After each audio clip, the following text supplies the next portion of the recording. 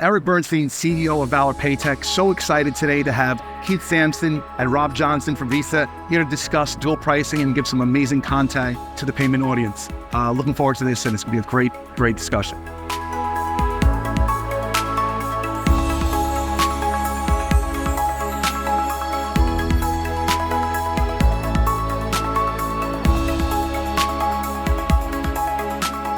All right, so first off, Rob, thank you so much for joining me for this conversation. And for those of you that are jumping on here watching this, what we wanted to do, we met in person last fall. Yep. And ever since then, we've been wanting to put together a collaborative piece to bring value and positivity to the payments industry, to merchants, to cardholders, and just really talk about not just compliance. Everybody wants to get hung up on compliance, but we want to go beyond that. And we really want to talk about the positive things that can come out of doing it the right way. So on that note, we're just going to have a fun conversation. We're going to go back and forth and just try to bring some value to anybody that happens to watch this. So on that note, I'm going to get going on my first question for you, Rob. All right, I'm ready. Thank you. So when it comes to Visa, specifically, I think a lot of people don't understand the vast ecosphere that you're responsible for when it comes to the customers. I think people that are in payments, they're like, hey, Visa has to do this for us. And then you have the cardholder, you have the merchant. So can you explain the difficulty of the dynamic of going, here are all these people that we have to make happy? Yes, I mean, it's a great question. And yeah, at Visa, we have to look after the entire infrastructure. And that is, it goes from the cardholder right the way through to the issuing bank, the acquiring bank, the ISOs, the processors and the merchants. So we need to make sure that everyone in that sort of infrastructure is being cared for. And a lot of that then, to do that comes out, compliance naturally is a piece of that. But it's about preserving the network, preserving the payment experience for everyone in the flow. And that's the principle that Visa's built on, is ubiquitous acceptance. And we want to make sure that our brand and that experience is maintained and supported by everyone in the flow. Awesome, yeah. And we're going to talk about customer experience in a minute, but I want to get some of the compliance stuff out of the way. Sure. Right? Because I think that's still, unfortunately, especially in the payment space, where so much of the focus tends to land on. Yes. And why do you think there's been such a resistance to doing surcharging the correct way? Let's talk about that. There's a correct way. There's a path to do it the right way. Yeah. And for a long time, I've been saying, the payments industry wanted easy, and in the process gave up doing what was right. And now there's these different paths, but there's still such a resistance to doing it the right way. Yeah. So I've given this a lot of thought over the last couple of years, and I think one of the elements of resistance to doing surcharging properly is it's only permissible on credit. Yeah. So you can't surcharge on debit. We have much lower regulated interchange on debit, but we recognize a lot of that doesn't get passed through. The merchant is often paying blended MDR. Yep. And so they're not seeing the reduction in interchange that we support on debit card transactions.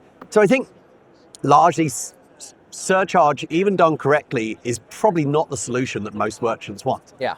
Because it's not covering, if they're seeking to cover their acceptance costs, it's not going to address those. Yeah. Which is why, we've seen the rise of, cash discounting, or the Visa rule is discount offers, but cash discounting often was referred to as non-cash adjustments. Yep.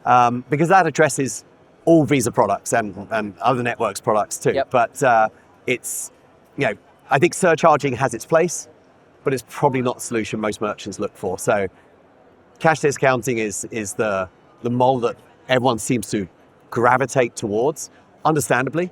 But even that comes with a requirement to do it properly. And, so a badly implemented cash discount looks exactly like a surcharge. If you're going to implement it in a way that the customer picks up an item, it's $10, but when they pay with a card, it suddenly becomes $10.30. Yeah. And that's the first time they've seen the card price. That's a surcharge. Nothing more, nothing less. And we will characterize it as a surcharge. And from a compliance point of view, address it as a surcharge. Yep. These models exist. They're in the market, but we are, as a network, going to insist that they're done and applied properly. Yep. And that's what our huge compliance effort has been in this space, is to get that kind of market correction, to not stop these models, but just to make sure that when they're deployed at the point of sale, they comply with our rules and give that consumer the correct payment experience of transparent pricing. Yeah, and I think, and we'll talk about dual price, because I think there's still a lot of misinformation. I literally read an article in a recent issue in Green Sheets where the author was literally saying dual pricing is adding a surcharge to the item. And it's not. Which is not. Absolutely not. Right? Yep. It's completely wrong. I mean, dual price is a card price and a cash price. There's no fee added or anything else. And, you know, because I want to talk about customer experience, but I also want to talk about things like New York and the pay the price you see law that's going to get passed in Pennsylvania, and how like people in the payment space need to understand that it isn't about us anymore, right? It's about the consumer. It's about the customer experience. And when New York says, no, you must see both prices, when a law comes down that says, pay the price you see, you can't even surcharge at that point. When that passes, even though Pennsylvania is a state you can surcharge, you can't add a fee and still abide by that state law.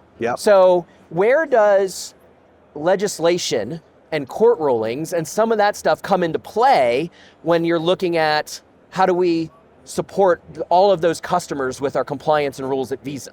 You know what I mean? Like, because now you have another element coming in saying, hey, in reality, sure, Visa says you can surcharge, but we as a state say, nope, you got to pay the price you see. Yeah, it's an interesting one, and the New York law was a very interesting turn of events, and you know, it was a transparent consumer pricing law, and a lot of it was based around things where you go to a restaurant and they add on a 4% fee to cover local health ordinance and stuff like that. But it's hard to not imagine that some of the non-cash adjustment models played into that too, and that was very much it. And you mentioned Pennsylvania, well, California, they passed a law. It's going to become effective 1st of July. We've yet to see the sort of detailed interpretation from the state, and even New York, they released their guidance the day the rule became effective. So I kind of expect California is going to do the same. But you know, those are the sort of reactions that we're seeing in the market. And to your point, you know, there's 4 states now that prohibit surcharging, as on the book saying no surcharge. That's Connecticut, Oklahoma, Maine, and Massachusetts. Got states like Colorado where they cap surcharging at 2%. And then you've got now New York that has indirectly created a surcharge ban. Probably California and probably Pennsylvania. And so, you know, we have to be very cautious about not putting models out there that create this level of government engagement. And, you know, I think if we can be better at regulating ourselves, then we can be left to do the business in the way we want to do. But it was the first instance where that happened, and it won't be the last. So the more work we can do to ensure transparent consumer pricing in a way that the states don't dislike, rather than just don't dislike, that'll be good enough.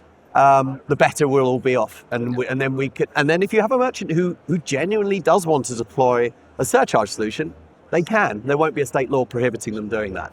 So we all have skin in this game, and we all have a duty to make sure if we do this stuff properly, we can minimize any sort of intervention, and we definitely need to continue to do that, because we don't want more of this sort of intervention happening. It's not good for any of us. Gotcha. Well, let's talk about customer experience a little bit. Like, Love now that we talked about the compliance stuff, some of the rules, and because all that's online. Oh, by the way, there's one question I should ask.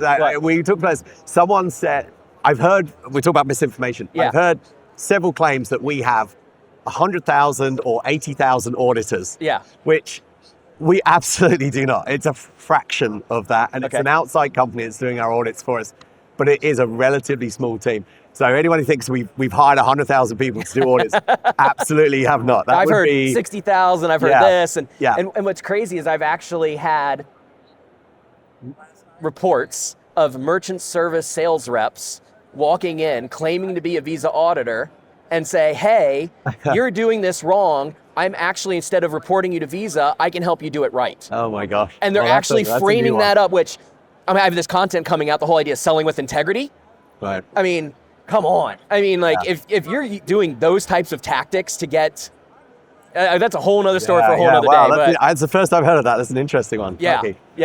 But okay, so customer experience, and especially around dual price and everything else. Like, one of my things is, I absolutely love the customer experience. Like, I am equally as passionate, if not more so, about the customer experience than I am payments.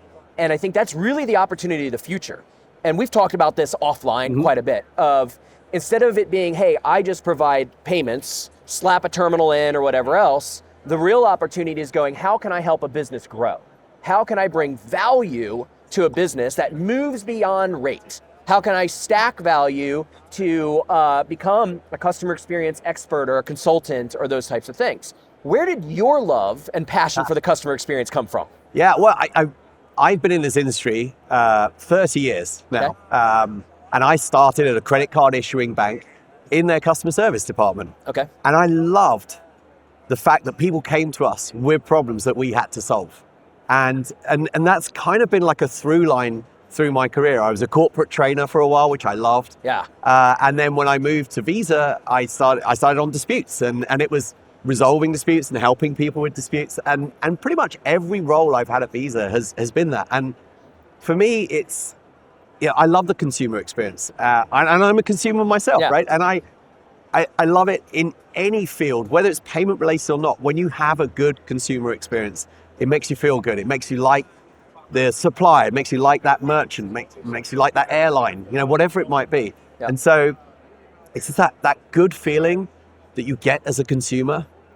I love to be not only the consumer getting that good feeling, but also on the other end, like providing that good feeling. Yeah, being creative. And that's kind of, the first time I heard you talking on that podcast, that was one thing that immediately was like, I have to meet this guy, because you had the same passion that I had. And it wasn't just, we're going to do payments and find revenue. We're going to do it in a way that everyone benefits. Right. And everyone feels good about that experience. And that was instantly, when you talked about that, I was like, I have to meet Keith. I have to. And it's been so much fun getting to know you, because we share that passion so strongly. And it's a through line in both of our work. And I love that. Absolutely. So I want to ask you a couple of questions. That's okay. So, you have this dual pricing strategy, which I've seen is a really impressive deployment. So, what is it for you that enables you to, why do you focus so strongly on that strategy? Where do you see as an ISO and as a business owner, which again, I think is another fabulous thing. It brings you that credibility of the real world using it. But what is it for you that drives that dual pricing strategy? So again, it's that customer experience, like passion. So I have to go back. It's roughly, I want to say 2016, 17-ish, somewhere around there, where the quote cash discount, add a fee, remove a fee started like really taking some traction. And obviously I'm like, oh my gosh, I have to look at this. Anything that helps a business increase their net profit, I'm a fan of, because that means that business can get healthier and do more as a business to grow. So I obviously got my attention. I started looking at it and I'm going, hold on a second. This is actually surcharging, but not following the rules of surcharging. Right. That was my first red flag. My second was, okay, so at that point I didn't own a retail store, but I always like to sit on all sides of the tables when I'm creating plans and programs, because I have to do it in a way that everybody wins. Otherwise it's not scalable. And it's not long, it doesn't play the long game. So I'm like, okay, pretend I'm a business owner and I have a 16-year-old hourly employee that comes in after school working in my store. And that hourly employee has to now explain to a regular customer why they're offering a cash discount and they're handing, and it doesn't work. Like, why am I paying more to use my card? You're adding a fee and I'm going, how do I teach a 16-year-old to have that awkward conversation? Number one, do I want to have a 16-year-old have that awkward conversation? I'm like, no. So as a business owner, I'm like, that makes no sense. Again, I love the why, but I didn't like the avenue to get there. Yeah. So I go, okay, there has to be a better way. And I literally had a whiteboard in my room, and I wrote down destination, increase profit. Right. Okay, how does a business increase profit when they have to cover costs? They usually raise prices. We go, okay, price increases. Okay, and then I'm going, is there possibility to raise prices at the point of transaction? And I'm writing all this stuff down. And then I'm going, hold on, technology, and then when I'm going, okay, businesses have fixed and variable expenses that get covered across the board on everything up until the point of transaction. And then based on how people pay, there's either one more expense or there's not. Right. Okay? And so then the idea, I'm like, well, when I pull into a gas station, there's 2 prices on a gallon of gas. They communicate 2 prices. There is no fee. Yeah. How do we bring that idea to the market in mass, regardless if it's the candy bar in the shelf on the gas station or at the pump or somebody changing oil, like whatever that service is? How do we do that? Right. And at the time, like technology didn't exist, you know what I mean? Like, so it became a non-cash adjustment in a way to collect the difference between cash and card price. And then over time just evolved as you can actually do payment tender changes on the receipts based on how they paid. Then it came down to how do you communicate 2 prices, looking at state laws.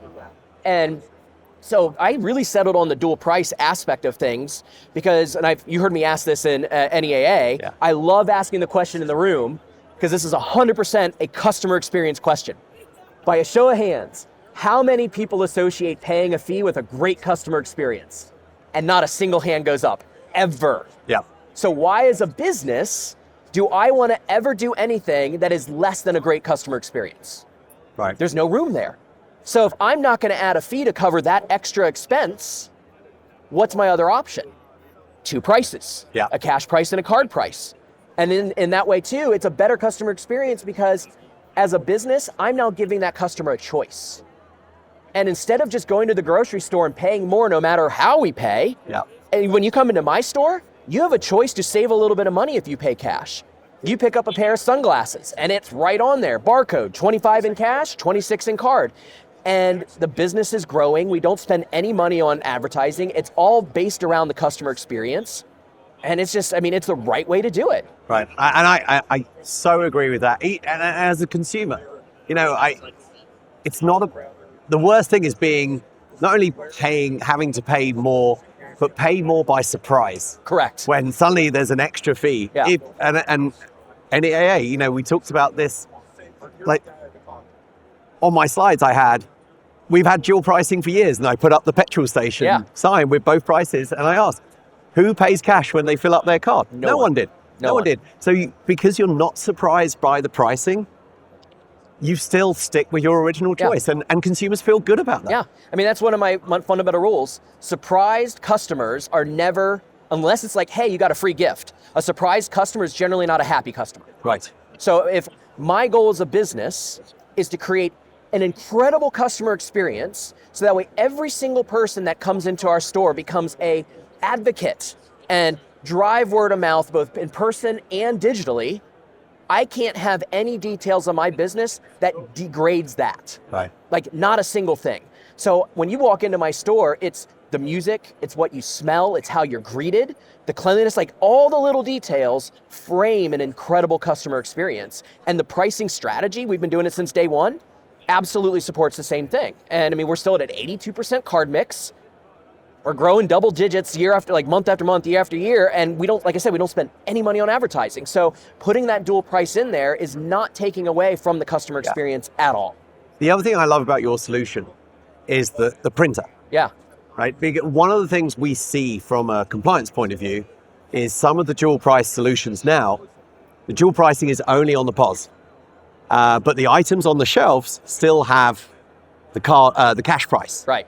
And so having a solution like yours, because of what I've heard a lot of it, it's hard to do 2 prices. Yes, yeah. Having a printer that gives you the I don't know what we call it, late sticker. Yeah, the label, yeah. With both prices on, instantly solves that problem. And I think that's such an elegant way of addressing it and removing the compliance risk of not having the right prices, at a minimum the card price, on the items that people are purchasing. Yeah, and to your point, and I think this is an opportunity for people that provide hardware, right? And that's why, one of the reasons why I love Valor, it's why I love some of our other sponsors for this, Retail Cloud, electronic payments with Exatouch and Enroll and Pay. It's like, they want to do the experience right. So like both Retail Cloud and Exatouch, they have that organic dual price barcode label built into the back office. So like I use Retail Cloud in my store and I just go to that back office. I don't have to use my label printing software because I'm using a solution that already has it.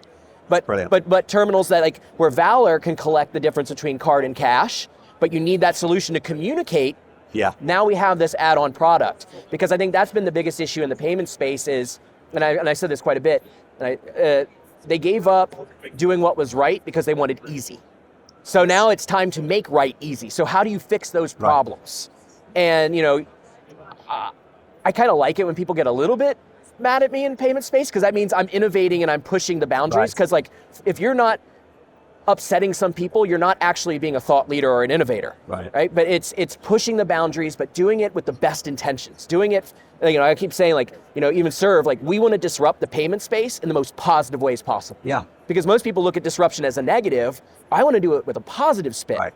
And, and coming up with those easy solutions that anybody can implement moves a business forward. Yeah. And your experience as a merchant, you talk about keeping your card mix at 82%. With that solution, you haven't driven anyone to cash. They're still paying cash, and the consumers that are paying with card are happy to pay with card. Yeah. And so it's just a great solution. And I was really thrilled when I first heard about it. And then talking with you more detail about it, it just fits perfectly into the framework of rules that Visa supports, and is an equitable solution for the market. And Thank you. It's just great to see it in action and have someone like yourself who not only has the solution but has the business to prove in the market that it's working fluidly and customers have no issues with it. They're happy with it. Yep. And if somebody's in the payment space, if you're out there providing services to merchants, I always looked at the store as being a case study, a model of you're capable of doing this too. This isn't just something that Keith Sampson did. These are products you have access to through your own channels. If I can do it, there's nothing stopping you from doing it. So it's but it takes taking that step and standing strong on doing the right thing the right way. And then hopefully people will look at it and go, wow, okay, I can do this as well. You know what I mean? I just need to take that step forward. Right. And I think in the similar way that POS really started evolving and becoming more prevalent than just standalone terminals back in 2017, 18, I made a statement at a conference that if you're not focusing on selling point of sale, you're going to see your portfolio shrink, right? And it's the same thing now. If you're not focusing on selling and implementing dual pricing the proper way, you will watch your portfolio shrink because you're opening up your current portfolio to the opportunity for disruption for somebody who will walk into your merchant and execute it properly. Yep. And there's a compliance risk as well. And we've made no mistake. We're very focused on bringing this market correction and getting these models into compliant solutions, comply with our rules. I'd love for my team to move on and to start going back to fixing MCCs and stuff like that. But there's a risk in deploying these solutions in a way that doesn't comply with network rules. And it's not just us, it's MasterCard, it's Amex. And, deploying those solutions that don't comply with the network rules is a compliance trap, right? There's no way to describe it. Yeah. And you and I have spoken about this, and I've talked about this on stage before. I talk about the duty of care that we all have to, our merchants who are maybe making pizzas. Let's have them be experts at making pizzas. They don't need to be a card payment expert. Yeah. But everyone in this room today is a card payments expert, and we should use our expertise, our knowledge, to give the merchants compliant solutions so they can focus on just making great pizzas, selling great shoes, whatever it is, right? Yep. And they can focus on that.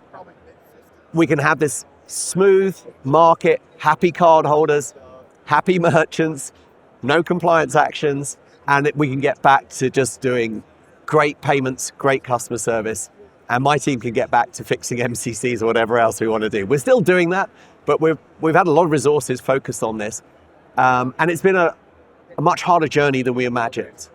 We haven't seen the regular immediate correction. We've seen a very slow shift, but it is a shift, and it makes me so happy to come to these events and see, these compliant models now being rolled out. We're finding them in our audits. So the audit's coming back. Oh yeah, they had dual pricing. There was 2 prices on the item, 2 prices on the POS. That was great. Perfect. We're done. We don't need to go back to that merchant again. They're doing it right. Yeah. And I think that's the benefit for everyone. And especially we need our merchants. We need our merchants. We love our merchants. We need our merchants.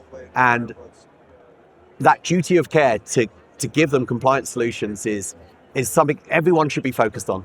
And to your point, delivering value add services as well to make them want to come to use your solution. It's not based on price, it's based upon all these value add things. I think that's also doing a great job for the merchants. Yeah, I mean, and it aligns, I love that terminology of duty of care. You know what I mean? Because I think... I pronounce it differently, but yeah. How did you say it exactly? Duty. Duty. That's the British way. Sorry, duty of care. So that idea of, if I'm going to prop myself as an expert, I have a duty to provide a level of care. Yeah. Because, and I actually, this is going to another piece of content I've come in is like, from the processor level, and I think this is going to ruffle a few feathers, and that's okay. I think the big companies have turned a blind eye because they're afraid to give up profits. Mm-hmm. And I think that lack of duty of care starts at the top and trickles all the way down to the agents. Because the processors aren't willing to sit there and say, and these big companies aren't willing to say, hey, if you do it wrong, you're no longer going to board deals with me. Right? There's no teeth being put into it. So everybody's like, well, they dance in the gray because they don't want to make anybody upset. And the big companies, and the challenge I throw out there for partners sometimes is, do the people that you write business with, do they view your merchants as a valuable growth asset that as they grow, you grow too? Or do they view your merchant as a personal piggy bank? But I would say, and I've spoken about this at WSAA, there's been a lot more resistance to giving up these models than we've seen in any other compliance action we've done. Normally, like I say, I use the MCC example. We ask someone to fix the MCC, it gets fixed. It might take a little bit of time, it might be technical, but it gets fixed. In this, we've seen a lot of responses where we've been told it's been fixed, but then we've subsequently learned that it hasn't been fixed, or the signage has been changed or moved. And there's been a lot of friction, shall we say, to addressing this, and for the reasons I no doubt that you've outlined there. And but I can say, from an industry point of view, the levels of tolerance, I think, with some of our clients, some of the sponsors, we're seeing lower levels of tolerance now. Some of those are growing, maybe frustrated, maybe tired of just having to constantly go back, and we approach them and then they have to go back and fix it again. And so, I think that's definitely changing. And I think that could lead to some other changes. Like apply some pressure from a different side. Yeah. It's not just Visa asking this to be done. We're seeing acquirers saying, okay, you guys have got to fix this now because Visa keep coming to us and we don't want to have to keep having to come to you. Yeah. So I think that's been another element of the shift that we're now seeing towards more compliant models, which is great. And that's exactly what we want to see. Yeah, I mean, and to get it back all towards positivity, compliant models align with a great customer experience. A great customer experience helps a business grow. The more a business grows, the more value we can add and bring to the table as sales partners, and you build long-term winning benefits for everybody. Yeah, absolutely. As we wrap up this chat, where do you see this conversation being a year from now? Can I go full wish list? I'd love to be saying we fixed it. It's all good. I understand, and there always has and there always will be like a ground level of non-compliance. There's going to be the merchant that's going to wake up in the morning and go, I'm just going to start surcharging. They don't tell their ISO, they don't tell their bank, they just start doing it. That's always happened. It always will happen. Yeah.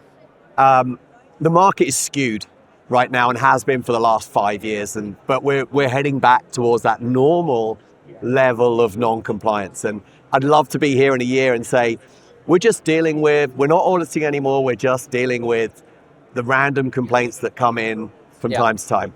I think we're probably still more than a year out from that though. But I have every confidence that we are heading in the right direction, and the conversation in a year's time will be about a much smaller population.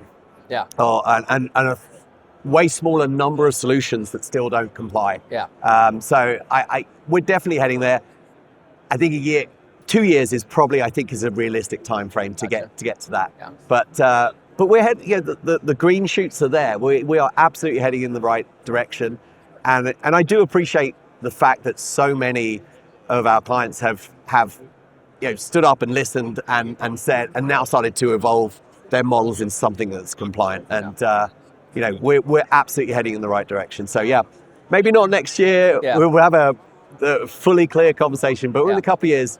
Yeah. So I think I agree with you, but I look at it with positivity, right? Because I look back a year ago, and to your point, you said earlier, there's more and more, when we look around at a place like this, there's more and more technology that's supporting doing it right? So you look at the leap of just the technology out there that's doing it that didn't exist a year ago. Yep.